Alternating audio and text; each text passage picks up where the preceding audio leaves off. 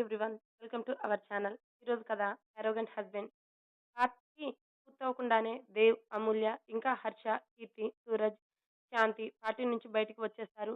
వాళ్ళతో పాటు నేను అంటూ ఆదిత్య కూడా వెనకే వచ్చేశాడు. సూరజ్, హర్ష, దేవ్ కారులో రావడంతో అమ్మాయిలందరూ కూడా కారులో ఏదోలా సెటిల్ అయ్యారు. దేవ్, అమూల్య ముందు కూర్చుంటే మధ్యలో కీర్తి, శాంతి, కీర్తి పక్కన హర్ష, శాంతి పక్కన సూరజ్ సెటిల్ అయ్యారు. ముందుగా సూరజ్ శాంతిని డ్రాప్ చేసి, తర్వాత కీర్తి, హర్షని డ్రాప్ చేసి ఇంటికి వచ్చేశారు అమూల్య, దేవ్. రావడంతోనే బెడ్ పై వాలిపోయిన అమూల్యను చూసి, గుమ్మాడి, లే, డ్రెస్ చేంజ్ చేసుకొని పడుకో అన్నాడు. నిద్రొస్తుంది దేవ్ సార్ అంటూ నిద్రలోకి జారుకుంది. లేపినా లేవదని తెలిసి ఆమె పెట్టుకున్న జ్యువెలరీ తీసి ఆమె ఫేస్ కు ఉన్న మేకప్ చూశాడు. ఎప్పుడూ లేనిది మేకప్ వేసుకుందేంటి? తక్కువ వేసుకుంది, లేదంటే దెబ్బలు పడేవి నా చేతిలో అనుకొని మేకప్ రిమూవర్ లో కాటన్ ముంచి నీట్ గా ఆమె ఫేస్ క్లీన్ చేశాడు. కాళ్ళకి వేసుకున్న శాండిల్స్ చూసి వాటిని తీసి పక్కనే పెట్టి పాదం చూస్తే ఎర్రగా కందిపోయింది. ఇప్పుడు గుర్తొచ్చింది అమూల్య నడిచేటప్పుడు ఎంత ఇబ్బంది పడిందో అనుకొని ఆమె వైపు చూస్తే నొప్పికి కనుబొమ్మలు ముడిచి ఉన్నాయి. ఇడియట్! నొప్పి భరిస్తూ ఎందుకు ఉంచడం అని కసురుకొని కోకోనట్ ఆయిల్ తెచ్చి ఆమె కాళ్ళకి సున్నితంగా మసాజ్ చేశాడు. నొప్పి తగ్గి అమూల్య కనుబొమ్మలు విడిపడితే ఫ్రెష్ అయి వచ్చాడు దేవ్. కాసేపు ల్యాప్టాప్ లో వర్క్ చేసుకొని ల్యాప్టాప్ క్లోజ్ చేసి అమూల్యను తనలో పొదుముకొని నిద్రలోకి జారుకున్నాడు.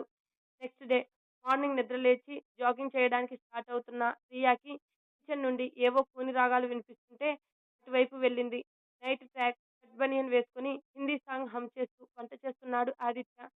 అతన్ని చూసి, ఓయ్ నువ్వేంటి ఇక్కడ అని కోపంగా అడిగింది. ఆదిత్య వెనక్కి తిరిగి గుడ్ మార్నింగ్ అన్నాడు చిరునవ్వుతో. ఈ గుడ్ మార్నింగ్ అవసరం లేదు, ముందు ఇక్కడ ఎందుకు ఉన్నావో చెప్పు అంది సీరియస్ గా. ఎందుకు ఉంటాను, చరణ్ అంకుల్ ఉండమంటే ఉన్నాను అన్నాడు. మామయ్య ఉండమన్నారా? ఎందుకు అంటూ మామయ్య మామయ్య అని పిలుస్తుంటే నువ్విలా కాకిలా అరిచినంత మాత్రాన ఢిల్లీలో ఉన్న అంకుల్ వచ్చేస్తారా అన్నారు వెటకారంగా. ఢిల్లీలో ఉండడం ఏంటి అని అయోమయంగా అడిగింది. అవును, నిన్న నైట్ ఏదో అర్జెంట్ వర్క్ పై ఢిల్లీ వెళ్లారు. కాలేజీ ఫంక్షన్ కి అటెండ్ అయి వస్తున్న నాకు కాల్ చేసి ప్రియా ఒక్కతే ఉంటుంది, నేను వచ్చే వరకు తనకి తోడుగా ఉండమంటేనే వచ్చాను అన్నాడు. ఏంటి, నాకు నిన్ను తోడుగా ఉండమని అడిగారా? అలా ఎలా అడుగుతారు మావయ్య? ఒక అబ్బాయిని అమ్మాయికి తోడుగా ఉండమని మా మావయ్య చెప్పరు.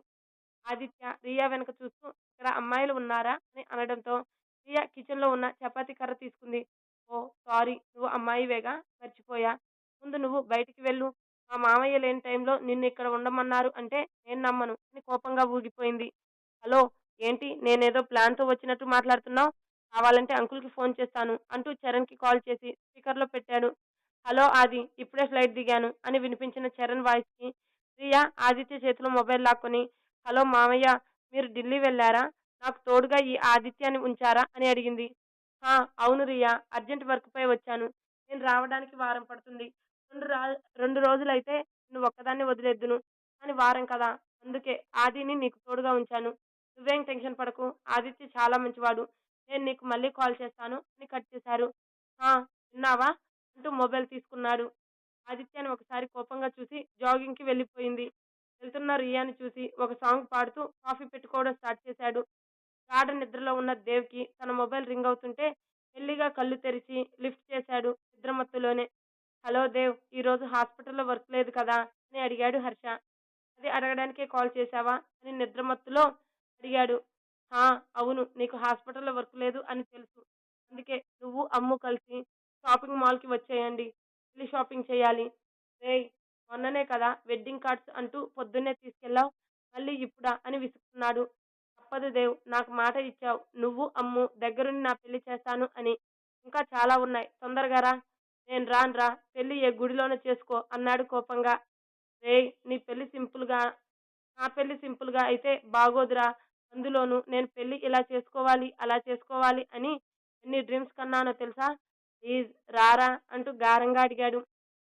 నువ్వు గోడను గోకడం ఆపు, వస్తానులే అంటూ కాల్ కట్ చేశాడు. దేవ్ కాల్ కట్ చేసిన తర్వాత గోడకు జారబడ్డ హర్ష గోడపై తన చేతిని తీసి, వీడికెలా తెలిసింది నేను గోడను గోకుతున్నట్టు? అమ్మో, వీడితో చాలా జాగ్రత్తగా ఉండాలి అనుకొని కీర్తికి కాల్ చేశాడు. షాపింగ్ మాల్ అడ్రస్ ఏ టైంకి రావాలో చెప్పి కాల్ కట్ చేసి రెడీ అవ్వడానికి తన రూమ్ కి వెళ్ళిపోయాడు. హర్ష కాల్ కట్ చేసిన తర్వాత మొబైల్ పక్కనే పెట్టి అమూల్య వైపు చూశాడు. మాటలు వినిపించినా లేవని ముద్దుగా నిద్రపోతున్న అమూల్యను తల నిమురుతూ టైం చూశాడు.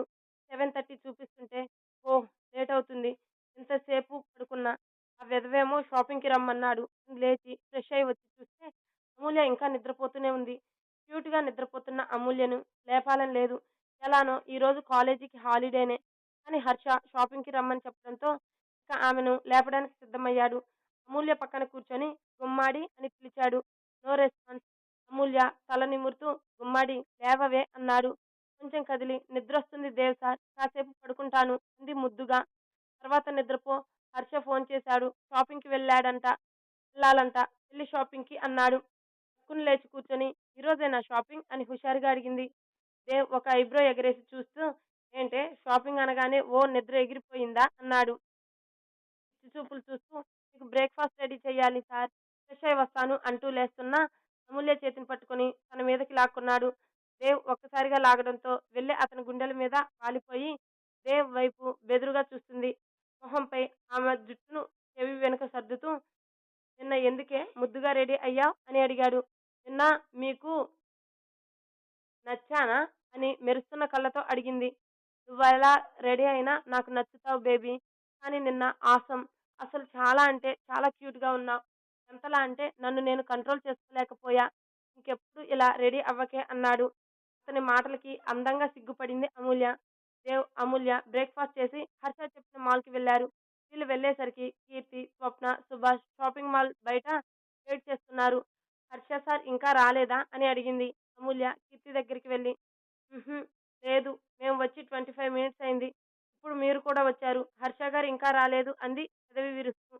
మార్నింగ్ కాల్ చేసి రమ్మని వీడు రాకపోవడం ఏంటి అని కోపంగా హర్షకి కాల్ చేశాడు. ఇంతలో హర్ష కారు రావడంతో కాల్ కట్ చేశాడు. సారీ వెయిట్ చేయించామా అన్నాడు హర్ష వీళ్ళ దగ్గరికి వస్తూ. మమ్మల్ని రమ్మని నువ్వు ఇప్పటి వరకు ఏం చేస్తున్నావు బే అంటూ హర్ష చేతిని మెలి తిప్పాడు. బ్రో ట్రాఫిక్ వల్ల లేట్ అయ్యింది. సారీ వదులు చెయ్యి నొప్పి పుడుతుంది అన్నాడు. దేవ్ సార్ అని అమూల్య కంగారుగా పిలిచింది. వదిలేస్తున్నాలేవే ఓ కంగారు పడిపోతావు అని విసుగ్గా చెప్పి లోపలికి వెళ్ళాడు. నొప్పిగా ఉందా సార్ అని అమాయకంగా అడిగింది హర్ష చేతిని పట్టుకొని. నొప్పి లేదు అమ్ము సరదాగా అరిచాను అంతే అని చిరునవ్వుతో చెప్పాడు. హర్ష, దేవ్, అమూల్య వీళ్ళ బాండింగ్ చూసి సునీత ఆశ్చర్యపోయింది. పైకి కోపంగా ఉన్న హర్ష అంటే దేవ్ ప్రేమ చూపిస్తున్నాడు. అమూల్య అయితే నటన అని తెలియక హర్ష కోసం కంగారు పడుతుంది. అమూల్య వల్లే హర్షకి, దేవ్‌కి గొడవలు వస్తాయి అనుకుంది. కానీ ఆమె వల్లే దేవ్, హర్ష ఇంత స్ట్రాంగ్‌గా ఉన్నారని సునీతకే కాకుండా అక్కడున్న అందరికీ అర్థమైంది. దేవ్ వెనకే అమూల్య, కీర్తి, హర్ష వెళ్తే పెద్దవాళ్ళు వాళ్ళని ఫాలో చేస్తూ వెళ్లారు. డియర్ ఎల్డర్స్ మీకు నచ్చినవి మీరు తీసుకోండి. మా షాపింగ్ మేము చేసుకుంటాం. సో మా షాపింగ్ కోసం మమ్మల్ని వదిలేయండి అన్నాడు హర్ష. అలా అయితే మనం వేరొక రోజు తీసుకునేవాళ్ళం కదరా! అందరూ రావాలి అని ఎందుకు అన్నావ్? అన్నాడు దేవ్ సీరియస్ అవుతూ. ఎందుకు రమ్మన్నా అంటే బిల్ వాళ్ళు కడతాము అని చెప్పారు అన్నాడు హర్ష సునీత, నరేంద్రను చూపిస్తూ. అవసరం లేదు. నాకు, గుమ్మాడికి ఎవరు బిల్ కట్టాల్సిన అవసరం లేదు. నా భార్యకి నేను కొనిపెట్టుకోగలను. అంతేకాని అవసరం తీరిన వెంటనే రోడ్డు మీద వదిలేసేంత చేతకాని వాడిని కాదు అని సీరియస్‌గా చెప్పి అమూల్యను తీసుకొని వేరే సైడ్‌కి వెళ్ళిపోయాడు. దేవ్ అంటూ హర్ష కూడా వాళ్ళ వెనకే వెళ్ళాడు. అతని వెనకే కీర్తి కూడా. వాళ్ళు వెళ్ళిపోయిన తర్వాత నరేంద్ర వైపు చూస్తే బాధగా ఉంది అతని మొహం. చేసిందంతా చేసి అంతా ముగిసిపోయిన తర్వాత ఇప్పుడెందుకు బాధపడడం? మన షాపింగ్ స్టార్ట్ చేద్దాం అంది. స్వప్న ఏ భావం లేకుండా. నరేంద్ర తేరుకొని రండి అని ముందుకు కదిలాడు. దేవ్ అమూల్యను తీసుకొని శారీ సెక్షన్ వైపు వెళ్ళాడు. ఆమె ఒంటికి నప్పేలా చీరలు చూస్తున్నాడు. సారీ దేవ్ డిసప్పాయింట్ చేశానా అన్నాడు దేవ్ పక్కన నుంచొని. రేయ్ మాటలు ఆపి షాపింగ్ చేయి. నేను ఆఫీస్‌కి వెళ్ళాలి అని సీరియస్‌గా చెప్పి అమూల్యకి చీరలు చూస్తున్నాడు. ఇంతలో అక్కడికి సూరజ్, శాంతి వచ్చారు. అమ్మాయిలకి అబ్బాయిలు చీరలు సెలెక్ట్ చేశారు. ఇప్పుడు వాళ్ళ సెలక్షన్ వైపు వెళ్తూ 2 డేస్ తర్వాత బ్యాచిలర్ పార్టీ ఉంది. బ్లాక్ కలర్ డ్రెస్ తీసుకోండి గర్ల్స్ అని చెప్పి వెళ్ళిపోయాడు హర్ష. ఏంటో ఈయన బ్లాక్ పిచ్చి అని తిట్టుకుంది కీర్తి. ఆర్ది ఏమీ పిచ్చి కాదు అంది అమూల్య. అమ్మా నీ మరిదిని ఏమీ అనడం లేదులే. రా బ్లాక్ డ్రెస్ అంట తీసుకుందాం అంది కీర్తి. అవును అమూల్య నిన్న మేము చేసిన మేకోవర్‌కి ఏమైనా ఫలితం ఉందా అని అడిగింది కీర్తి. శాంతి అడిగిన దానికి మార్నింగ్ దేవ్ అన్న మాటలు గుర్తొచ్చి అతను చెప్పినవన్నీ చెప్పింది బ్లష్ అవుతూ. ఏ అయితే మన ప్లాన్ వర్కౌట్ అవుతుంది కీర్తి. ఈ మాత్రం హింట్ ఇస్తే చాలు చెలరేగిపోతాం. హర్ష సార్ చెప్పారు కదా బ్యాచిలర్ పార్టీకి డ్రెస్ తీసుకోమని. ఎల్లుండి జరిగే బ్యాచిలర్ పార్టీలో నిన్ను చూసి కార్ కంట్రోల్ లాస్ అవ్వడం ఖాయం అంటూ అమూల్యను తీసుకొని డ్రెస్ సెక్షన్ వైపు కదిలారు. తన నైపుణ్యం అమూల్య మీద చూపించడానికి ఆమెను తీసుకొని వెస్ట్రన్ వేర్ డ్రెస్ వైపు కదిలారు. వాళ్ళకి కావాల్సిన బ్లాక్ డ్రెస్ కాబట్టి బ్లాక్ కలర్‌లో ఉన్న ప్రతి డ్రెస్ అమూల్య సైజ్ తీసి పక్కన పెట్టారు. ఇప్పుడు వాటిలో ది బెస్ట్ అండ్ దేవ్‌కి టెంప్ట్ అయ్యేలా చేసేది సెలెక్ట్ చేయాలి. ప్రతిదీ అమూల్యకు పెట్టి చూసినా ఏది వాళ్ళకి నచ్చడం లేదు. అరగంట వరకు చూస్తున్న వాళ్ళకి ఏం తీసుకోవాలో అర్థం కాలేదు. బొమ్మలా నిలబెట్టిన అమూల్యకి నీరసం వచ్చి చైర్‌లో కూలబడిపోయింది. శాంతి ఉన్న వాటిలోనే చూస్తుంటే చుట్టూ చూస్తున్న కీర్తి కళ్ళు ఒకచోట ఆగిపోయాయి. ఏయ్ శాంతి అటు చూడు అంటూ షోకేస్‌లో పెట్టిన డ్రెస్ చూపించింది. శాంతి, అమూల్య కూడా అటువైపు చూశారు. కీర్తి చూపించిన డ్రెస్ చూసి శాంతి కళ్ళు మెరిశాయి. నువ్వు సూపర్ డార్లింగ్. అదే ఫైనల్ అని చెప్పి అక్కడున్న సేల్స్ గర్ల్‌ని పిలిచి ఆ డ్రెస్ తీసి ఇమ్మంది. నార్మల్ చుడీదార్ డ్రెస్ వేసుకున్న వాళ్ళని ఎగాదిగా చూసి అది మీరు కొనలేరు మేడం అంది సాగదీస్తూ. ముందు తీసుకురా కొంటానో లేదో తర్వాత చెప్తాను అంది కోపంగా శాంతి. వెళ్ళి డ్రెస్ తెచ్చి వాళ్ళ చేతిలో పెట్టి అక్కడే నిలబడింది సేల్స్ గర్ల్. ఆ డ్రెస్ అమూల్యకి పెట్టి చూశారు ఇద్దరు. మోకాలికి 2 ఇంచెస్ మాత్రమే కిందకి ఉన్న ఆ డ్రెస్ చూసి ఇది వద్దు చాలా చిన్నగా ఉంది కీర్తి అంది కంగారుగా. ఏయ్ నువ్వు మూసుకోవే ఇంకా మోకాలు పైకి ఉండే డ్రెస్ ఇద్దాం అనుకున్నానని కానీ నీకంటే ముందు దేవ్ సార్ తంతారేమో అని ఇది తీశాను బాగుంది. వద్దు శాంతి స్లీవ్స్ కూడా లేవు చూసావుగా అంటూ చూపించింది. లేకపోతే పైన ఉన్న చిన్న కోట్ వేసుకుందువులేవే నీకు కంఫర్టబుల్‌గా ఉండేలా మేం చూసుకుంటాం అంది కీర్తి. అమూల్య ఎంత చెప్పినా వాళ్ళు వినడం లేదని డ్రెస్ సైజ్ చూసింది. 32 32,000 చూపిస్తుంటే కళ్ళు పెద్దవి చేసి శాంతి డ్రెస్ కాస్ట్ 32,000 ఇంత ఖరీదైన డ్రెస్ ఎందుకు అని అంది. ఈ విధంగా అయినా వాళ్ళు తగ్గుతారేమో అనుకుని. ప్లీజ్ నాన్న పక్కకెళ్ళండి. కీర్తి పట్టించుకోలేదు. కానీ శాంతి చూసి డ్రెస్ మొత్తం ప్లెయిన్‌గా ఉంది. దీనికి 32,000 అంది. ఆ డ్రెస్ ఫ్యాబ్రిక్ చాలా రేర్ అండ్ క్వాలిటీ కూడా చాలా బావుంటుంది. దాని స్టిచ్చింగ్ డిజైన్‌కి కన్నా ఫ్యాబ్రిక్‌కే డబ్బులు ఎక్కువ పడతాయి. అందుకే చెప్పాను మీరు కొనలేరు అని అంటూ అమూల్య చేతిలో డ్రెస్ విసురుగా లాక్కుంది సేల్స్ గర్ల్. కీర్తి ఏదో అనబోతుంటే ఏయ్ ఏం చేస్తున్నావ్ అని గంభీరంగా వినిపించిన వాయిస్‌కి ఉలిక్కిపడి అందరూ అటువైపు చూశారు. నరేంద్ర వాళ్ళ దగ్గరికి వచ్చి ఎవరిని కొనలేవు అంటున్నావ్ అని బేస్ వాయిస్‌లో అడిగాడు. సూట్ వేసుకొని రిచ్ లుక్‌లో కనిపిస్తున్న నరేంద్రను చూసి టెన్షన్ పడుతుంది ఆ సేల్స్ గర్ల్.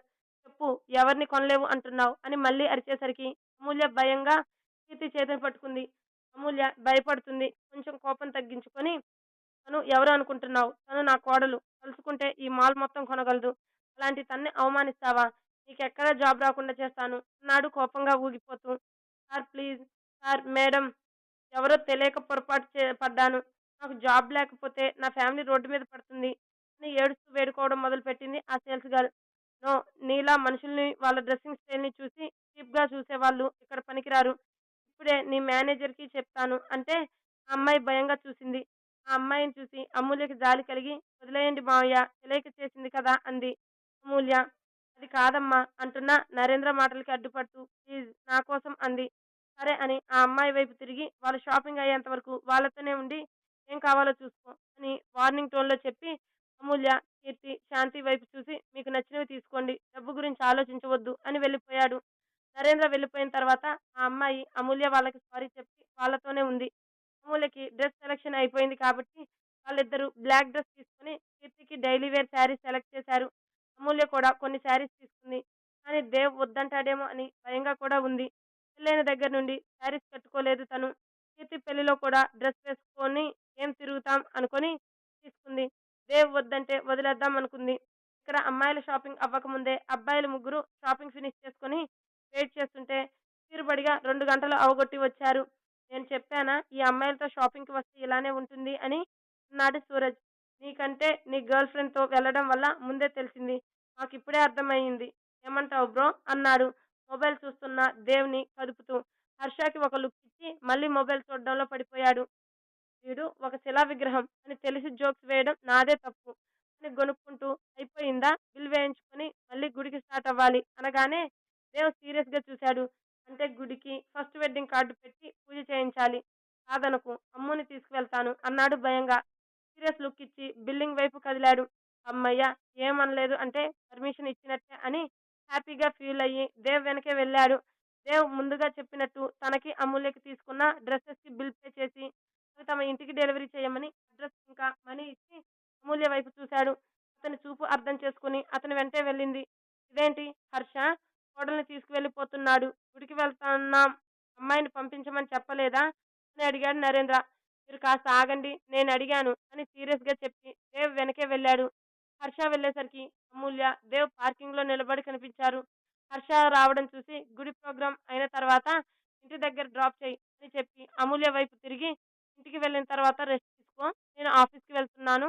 లంచ్ ఆర్డర్ చేస్తాను అన్నాడు. మరి మీరు అంది.